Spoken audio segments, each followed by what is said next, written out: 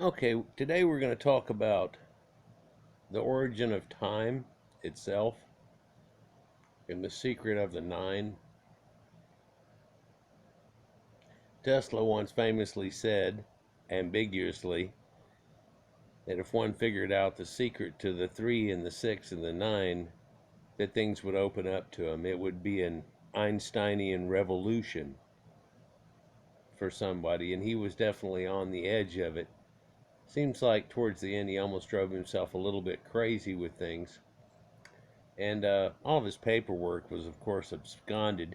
And, of course, it also didn't look like he was trying to give up this information real easily. He had some formulas and things like that people have found, but it's not like he was straightforward writing esoteric knowledge or anything like that. We've talked about this in the sacred geometry, and we're coming back to it at a different point and a different angle, but we'll still contain some of it, so it'll all go together. Why do we have 24 hours in a day? 60 minutes in an hour and 60 seconds in a minute. This may be an easy question to ask, but a quick search online will show you that nobody really has a definitive answer. Well, I kinda do-ish. We'll get into that a little bit. The first documented evidence of a 24-hour system being used was by the ancient Egyptians. We were told that they were divided the day and night into 12 hours each, so the length of each hour could differ from season to season. Well, we all know that the sun comes up at a different time every day. As we go into winter, it comes up later and later, and there's less time during the day. So if you were to say from sun up to sundown was 12 hours, you'd be way off unless you were measuring the longest day of the year. Right? So they had to have a formula that worked past that point and was figuring out what a real day was, even though the sun declimated less and less. So there's some derived knowledge that's all into it. And for years, I've touted how the Sumerians had all of this and that in a bag of chips, and it came out of nowhere like popcorn.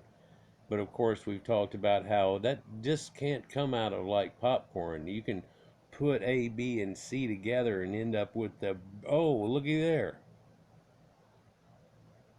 You know, you can find somebody that makes good bread and somebody that makes good chopped meat and somebody that makes cheese, and you can put cheese and meat on bread, and oh damn, that's better than the sum of its parts. But the ancient Sumerians at about 3400 BC, give or take a few hundred years right there, had this already declamated out, for they have it all on tablets and everything for this time, and this predates the Egyptians. But you'll still see that, and ironically you'll still see it's the Greeks. Let's get into that. The established view is that the ancient Greeks, needing a more accurate system for their theoretical calculations, who went on to divide the day into 24 equal parts, dividing each of these again into 60 minutes. It's not until around 1000 AD that the Persian Muslim mathematician Al-Biruni first uses the term second as a measurement of time in 1000 AD. But when you start talking about a second, people wonder where that term comes from. Well, at that time they already had first and second measurements. First was hours, and you break it all the way down, and it would be second. Well, the second hand on a clock is actually measuring minutes. Although if you were to say, well, look at the second hand and it's going around real fast, the first hand is the dial, the second hand is declimating minutes around and around, but each minute is broken into seconds. He defined it as being 1/864,000th of a solar day. This may be the first time that this concept was documented, but does not mean that he invented it. Well, no. In fact, we can find that number in Sumerian tablets. And a lot of these tablets they're looking at, and they were like, I don't know what these big numbers are and this crap, and they're going with it. And some of them are just amounts of grain and things like that. But other ones, they figured out, hold on a minute, these people are doing calculus, but it's screwed up. It's based on 6 and 60s and 10s rather than the way we just constantly 10 everything. And it's real advanced too.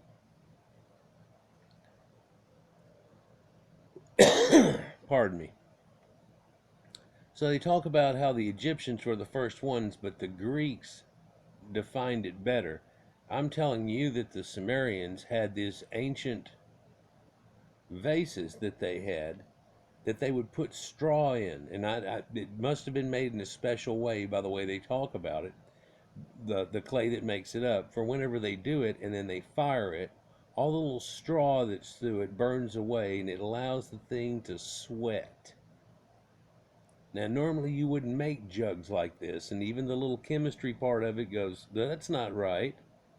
Well, what it makes is a jug that'll sweat over time. And they still use these today because due to this sweating effect and the wind blowing on it and everything, it actually cools off the water. Yeah. And so it helps it out. But what's going on there is it's also sweating and dripping. And they noticed that certain jugs they had going on, they could fill it up to a certain point and it would drip down, and over that time it would drip out that amount. Well, they could calculate that to being how many drips that it did for the amount pouring out, and they get it logistically set up, and then there's 60 drips in a minute. There's a whole hour's worth of jug here. So when they wanted to do something scientifically, they would do something like that, and they have found these too. But they don't put all the things together. In fact, like it tells you right here, it's hard to get a definitive answer. Well, it comes from the Sumerians as far as we know, but it looks like popcorn. For some people had this stuff from a long time ago. We'll get into that a little bit deeper and how deep this could go, even at its first inklings, which actually shows you that it's not its first inklings.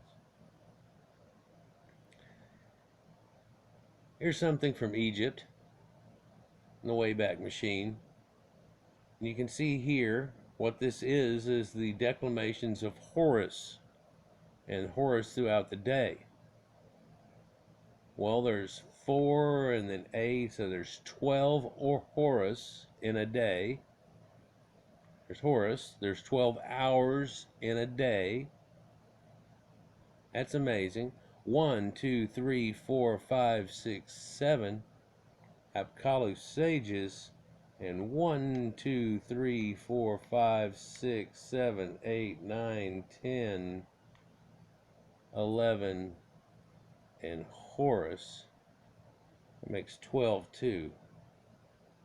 Funny how you keep getting that 12 gods and you think it would be 10. It's got to be an even number, but it doesn't work that way. You can see this is surrounded by stars. That look to me is kind of strange. It's not like the star we normally make where there's little gaps in there, but it's actually kind of cursive star, if you will. It looks like a starfish. There's actually Linkia stars and Phronia stars that look exactly like that. A lot of different types of starfish. Hell, I ought to do a video on that. But here we have a weird showing too that looks like Taurus, and as it's coming across here, there's a couple of stars in a 3 line. It looks like Orion. A lot of people said, okay, well, this is Aldebaran, or this is this. Well, that's the eye of the bull, and over his shoulder, of course, is the Pleiades, but 3 in a row is Orion, and here, declamating exactly when it's overhead, is a beam coming down in this picture. And you're like, what the hell's going on? Well, this is a goddess Nut. And these are all the stars, and she's over the sky, and so on. But what's strange about this is a sun god representation in hours of the day, not the night. Everybody's got their sun discs on, right? You can see that. So this is them knowing, if I'm right here, that where the stars are during the day. Even though you can't see it, it's just all a big blue sky. Why is the sky blue? Well, yeah, the sun actually, even though it looks yellow, is actually putting out full spectrum light, and all the different patterns of colors of light as it comes into our atmosphere and gets shattered somewhat, lensing and trying to rainbow itself. Blue light, and that end of the spectrum there, is the longest wavelengths, and so it doesn't get shattered all up like red, which is on the other end of the spectrum. So just like when you see sunlight go through salt water into the ocean and everything turns blue real quick because that's the only light that's left. There's a lot of blue in sunlight. People don't realize it. The same thing happens to the sky. But this amazing fact here, these guys would know where something is during the day. They go, oh, well, it'd be like during the day pointing up and going, okay, Orion's right there right now. And you're like, what? What are you talking about? Well, these people have it going on. They know. Some believe that our system of timekeeping could be vastly older than previously imagined, perhaps even dating back to the post or lost pre-flood civilization I'm convinced once flourished on our planet, the author says. This is a bold claim, one which I will now try to explain in simple terms. Last year, while working in a factory in Ireland, I accidentally stumbled across something crazy. My job involved filling a machine and waiting for it to run, so I had a lot of time to sit and think. One day I was set playing around with some ideas in a notebook, and I was looking for the digital root of everyday numbers, particularly for numbers with the digital root of 3, 6, or 9, because Nikola Tesla said if you knew the magnificence of the 3, 6, and 9, then you would have a key to the universe. Of course, everybody's trying to figure out the E equals MC square and everything and how it works all along. But this is something that's working with time, but also we'll find that it works with sacred geometry and the elements and things like that.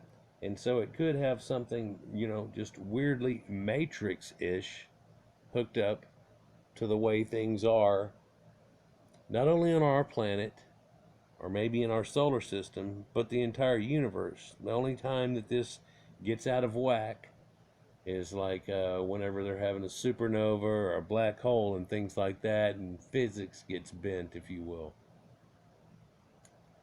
So looking at this, for those that don't already know, the digital root is a single digit to which long numbers break down via the addition of all of the digits, like in gematria, when we look about Bible and things like that in ancient gematria.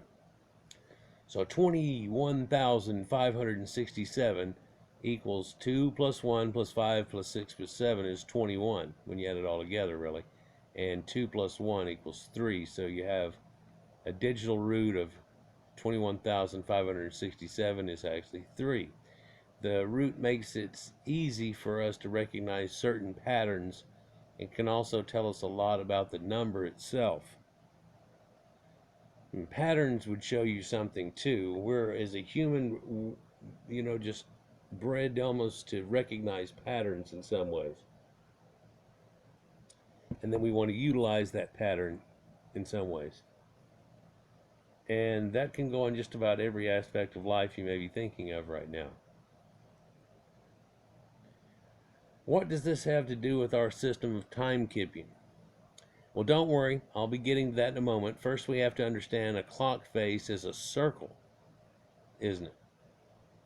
Okay, sounds obvious, so let's take a closer look at this circle. We all know from school that a circle has 360 degrees, which is Sumerian. But where does this come from? Once again, this is very ancient, mysterious origins. We're told that the Sumerians of ancient Mesopotamia were the first people to break the circle into 360 equal parts around 3000 BC. The Sumerians are also said to be the first true civilization on Earth, the first to invent writing, astronomy, higher mathematics. They also had excellent engineering skills, well-developed agriculture, and knowledge of the wheel. In fact, they had everything just popping up out of nowhere, like popcorn, the plow, and so on. And it's not just like they could even divide. No, they got calculus going on and things, people. And astronomy that everybody else marveled on, and the Chaldeans later, of going back hundreds of thousands of years. Maybe that's a relation to their king's list, which does the same. So where did this knowledge come from? Surely it must have developed over thousands of years, but where is the evidence for it? Well, we don't have writing back then, or if we do, or if people are declamating it in a mathematical form on things, it must have been wood or paper or some type of form and not written into stone. Perhaps things like this used to be looked at as magic. Now, this is ancient knowledge that the sages and mages had going on. And it's not just, for the common people. They can utilize the simplistic, shown, easy part of it here. But when you get into all this other part of it and the sacredness of it and all hooked up together, this is kind of a need-to-know basis. Or why would you take some farmer and try to explain it to him and then give him the next depth and the next depth? Well, certain people are chosen, and we're talking about the nines, 3, 6, and 9, but 9 again. And in a video coming up, I'll be discussing the Ashoka and the Anunnaki type people that dealt with India at one time. Kind of debating whether or not to do it, but so they're said to be the oldest civilization on Earth. They broke the circle into 360 equal parts. And we go, well, why would they do 360 equal parts? Well, from summer going to winter, or back from spring coming up, the sun moves what effectively is an amount per day on average throughout that time, and then it stops and it starts coming back up. And that's whenever it's winter up here and summer down there, and then it comes up here and it's summer up here and winter down there of South America, North America, or hemispheres, if you will. A lot of people understand this concept, right? But if we said that was the important factor of everything going on in this planet, like the gods and everything, and it's all meant to be one thing, you'd put that as one.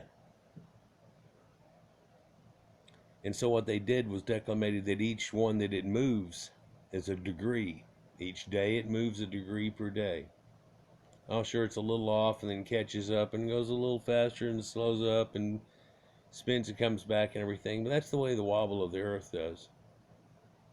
So the ancient Sumerians used to take, so because this is the sun god, right? Or son of God. Sun is the sun, the star.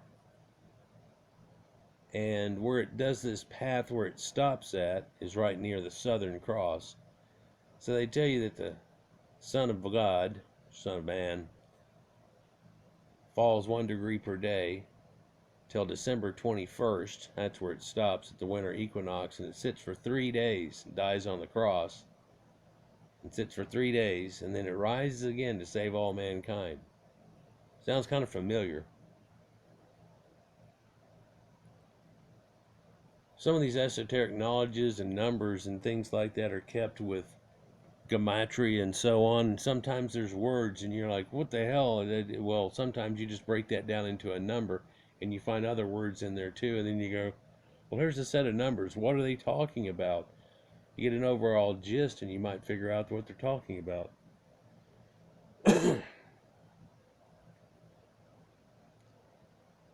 But that's why 360 degrees is a circle. And so that goes with time, with every day as 1 degree per day. And so it breaks down from there. This question, though, of where it comes from has led to a popular theory that the first civilizations were visited and guided by extraterrestrial gods who passed their knowledge on to them. I believe it makes much more sense to accept that Mesopotamia was not the birthplace of civilization at all, and that this knowledge was inherited by a much older culture, one that had come in before and apparently had broken up and heralded mankind in a bunch of different places. For wherever they went, it seems like this knowledge started to go with it. Kind of everywhere Mary went, the lamb was sure to go. Yeah, there's also ancient symbology that goes with it too. In fact, the culture we're about to talk about has ancient symbology that shows up in the weirdest of places. But in the ancient Sanskrit texts of India, the Vedas, we find that the evidence for this inheritance we are led to believe that the oldest of these texts, the Rig Veda, was composed no earlier than 2000 BC. This is, however, an oral tradition back then of teaching which still exists in its non-written form to this day. There are verses in the Rig Veda which describe geographical characteristics of India at the end of the last ice age. Not 4,000 years ago or 2000 BC, but more like 10 or more. We can then assume that this oral tradition could stretch back much further into antiquity than its written counterparts. There are many insightful myths and stories in the Rig Veda, including the tale of a global flood and cataclysm that we find in so many cultures. There's also a verse which mentions dividing the circle into 360 parts, 12 spokes, one wheel, navels, 3 of them. Who can comprehend this? Well, I talked about in a recent video how a lot of these guys are described as even being blonde-haired and so on, and where that comes from, and that actually that wave had happened twice previous to the one that you think of, and then of course the Brits helped them out at one time much later. They really don't appreciate it being talked about much. In fact, if I talk any more about it, I'm going to be banned in 244 countries. Who can comprehend this? On it are placed together 360 like pegs, they shake not the least. This is Gary Tagma's Rig Veda 1.6448. Well, that's almost a golden ratio there, isn't it? If we draw regular polygons inside of a circle, then calculate the sum of interior angles, and the resulting number will always have a digital root of 9. We talked about this before. In fact, we talked about it in a way where we talked about 3-dimensionally. These are like the dice that you play Dungeons and Dragons with. So it was weird how whenever I started studying this stuff and being like, I've got those in Dungeons and Dragon dice. Well, each one gives a percentage chance. In fact, the easy one to remember is a 6-sided dice is a 16% chance for each number to come up. So when you're thinking in a dungeon master, well, do they have a 30% chance? Do they have whatever whenever they just randomly roll a number on something happening or not happening? And then what's your deviated number based on your dexterity or whatever attribute you would have to be utilizing to do it in the first place? So we talked about how in these pyramids and triangles, which is the easiest of forms and really only has 3 interior angles for it, how that adds up to 60, 60, 60, or 666, 180. And if you take the 1 plus the 8, it equals 9. But you can do the same thing with a square with 490-degree points, which equals 360. So that's the squared circle that people talk so much about. And then there's the formula right there in front of you. There's the 3 and the 6 and the 9. Right there, that's the thing. Sure, it goes with everything else, but that's the one. Also, that's the symbol of the earth. People think, oh, the earth is flat. No, it's round, it's flat like a disc. No, it's a ball, it's 360 degrees. But you can declimate it just like this. But if we go to another form like the Pentagon. Oh, like in Washington, the Pentagon and everything. No, no, no, no, no. That's actually the center of a star whenever you draw it. Yeah, and this would be the upside down version. Oh no.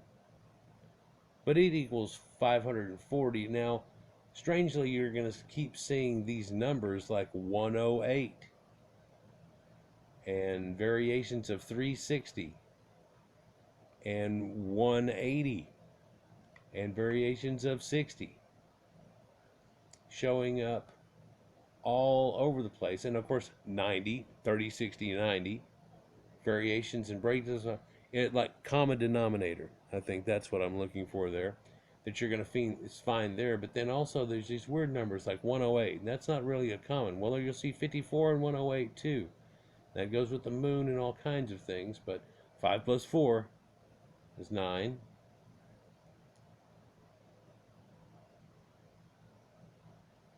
So 120 angles. There's 6 of them in here, and that's a hexagram. 720, but 7 plus 2 plus 0 equals 9. So when you look at the one that's more like a 20-sided dice coming up, or this one here close to it, I think it's a 12-sided dice, if you will. Each angle is a strange number, 128.5714. But you times that times the angles, and it equals exactly 900. And 9 plus 0 and 0 is 9 again. Even on the strangest of numbers, and try to pull it off, it still works because of the circle that goes with it. And of course, now we're talking about time, but also it's working with geometry and shapes and angles and numbers that go with everything too. Even though we're not even based on a 60 symbolism and everything, a number's a number, and we still have this going on to this day. People are like, well, where did that all come from? Well, these guys figured it all out. It's just simple things. You say they got a compass type object and they started messing around with it. When we bisect a circle, we get the same pattern: 180 degrees, 90 degrees, 45, 22 and a half, 11 and a quarter, 5.625, 2.8125, etc. The resulting angle always has a digital root of 9, though. This shows up that breaking up a circle into 360 parts was not done on a random whim. But with every high level of mathematical understanding, as we will see, this 360 system is so intertwined with the way that we break up the day into hours, minutes, and seconds. In my mind, it cannot be possibly a coincidence. So now we can make our 24-hour clock by dividing a circle by 4, and then each segment by 3 into each one, and then each segment by 2. So 4 by 3 by 2, and that equals 9 too, huh? This gives us 24 equal segments, though, each consisting of 15 degrees, right? Now, we can, so that's 24 hours a day, so it's 15 degrees, or 30 degrees if you were to think of it on a dualistic way. So you have that flip, but just keep it with this for now. Now we can add the number of degrees for each significant segment and then calculate the digital root for each number. A pattern soon begins to emerge. So if you add in this, 1 and 5 is 6, 3 and 0 is 3, 4 and 5 is 9, 6 and 0. So you look at this, and around that circumference, not only do the numbers work in a sequential way, but they work in a geometrical way to come out to be 3, 6, and 9 also. Pattern remains even if you break it down. 15 divided by 2 is 7.5. 7 plus 5 is 12. Well, even 12. 1 plus 2 equals 3. So here we have that common denominator situation going on again, and it's all based on 3, 6, and 9. And you can find off numbers, of course. But whenever you find that you're on track, you know that you're on track.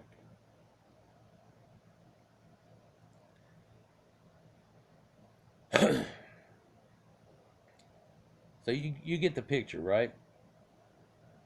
Well, let's look at another depth point of it here. That here's how the numbers are going around. A color wheel almost.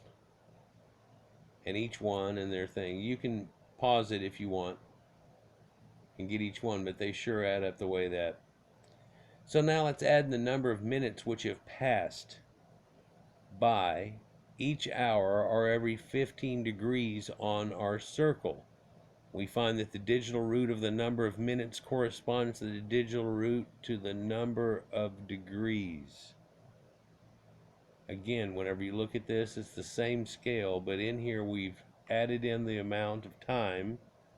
So in 1 hour it's been 60. Well, 6 plus 0 is 1 plus 5 is 6. 120, 1 plus 2 is 3. Here we go again, and it's working out in a degree of seconds. Broken down into seconds, into hours, into minutes, and it's all fitting and all working together. And this isn't just for a little clock thing. This goes way back before anybody had a clock that you're thinking of that we're showing the idea on. But it works with the circle that they had going on a whole long time ago, and the declamations of it and the situation that goes along with it, and it's why we did a clock that way. Well, convenience, and hell, that goes all the way back to a sundial. But a sundial doesn't go around perfectly. It kind of sweeps across and gets thick and thin and thick and stuff like that. So you'd have to have things tabulated. Anyhow, now for the craziest part. We draw our clock and add the number of seconds which have passed by in each significant hourly marker. Then we calculate the digital roots for each number, and there it is, the 9 in the center of the vortex. Every number breaks down to the digital root of 9. So I'm not going to go through this every one, but even if they have, so even though we start getting these giant numbers, and some of these 28,800, and you're like, where does that come from? Where does that go? Well, the great year is not too much different from that, and you find that in Sumerian kings list and stuff. And before the great flood, everybody lived a long life. They did these things and these things going on and da da da, and they keep it with it. But those numbers, if you'll look at those Sumerian kings list number, are actually sacred geometry numbers and sacred time numbers that are breaking down the great year. And there's that 28-8 right there. 432 again. And we've talked about that quite a few times and how that's just right on. Well, there's 108 in here, a whole bunch too, and everything. But if you look, every single number that you have, no matter how you add it up, breaks back down. And again, it's the number 9. Hey, when you look at this 9 here, that's a swirl. In your mind, are we going down through a tunnel of time, or is it coming back up another way? Are we going down in? Or are we coming out?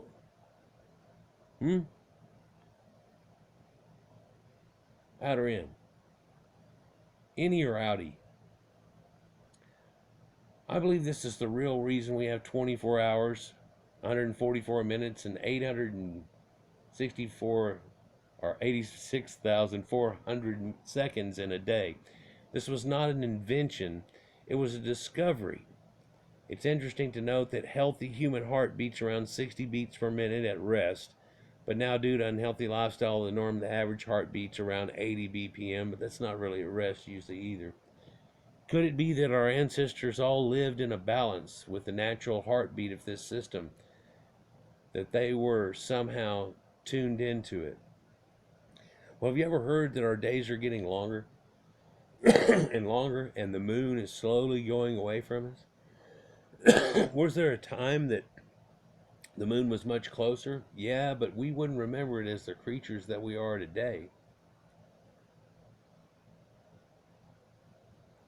Would we in any way have a memory of a time before that? No, it doesn't look like it seems so, but whenever we look back on it, you have that situation. It's very humbling to figure out that these people that they didn't really figure in the Sumerians, and still even this one here is basically like, well, I mentioned the Sumerians and aha, but I don't mention how they, to a point, what they had, calculus and everything else. But until the 1950s or so, we didn't really know this exists. And a lot of this information pre-1950s is carried way on, even to a modern day where they say, well, Egypt kind of had 12 hours of Horus or whatever, but the Greeks, da-da-da, and everything. It's like the Greeks didn't figure out the 63, 60, 12, 24, 60 seconds and that type of stuff. That's broken down from before then, but people say that comes like popcorn. It doesn't look like it comes like popcorn at all. It looks like they have something that's pretty well tuned. It never, people, it never looks in appearance like, well, here's somebody figuring it out. Eureka. It's like, yeah, we already got this all figured out. Da da da. A lot of the tablets looks like students are doing it and so on. Yep. We're so lucky that they baked some of these and kept them in their libraries, which after the city became crushed down were under a wall to where they never got touched. I could continue on this subject, but I'm saving it for another post. There's much more we can discover with this system, linking the knowledge of these numbers with ancient measurements and even the orbits of our planets in our solar system. The rabbit hole is about to get deeper. Stay tuned. Well, should have probably put this out before I put the other one out, but it kind of fits really in the way that I did everything, the way that it goes. But now you can see the rabbit hole of this idea and how deep it goes to another level on just the time aspect of it, and it still connects to that geometry, gematria and everything, and also ancient biblical writings, and of course the Sumerians writing, and these dates that come out at certain times, and there it is, and there's 14,400, 10,800, 28,800. Those are dates on that tablet, that ancient kings list, which came before the flood came. Are they telling you they had it all figured out before that flood even came? In the flood story, there are things that lead out to numbers like this too. That's probably for another video though. So it's pretty amazing whenever you put this together in these wheels, these concepts, these clocks and time, and how it all seems to work with a number 9.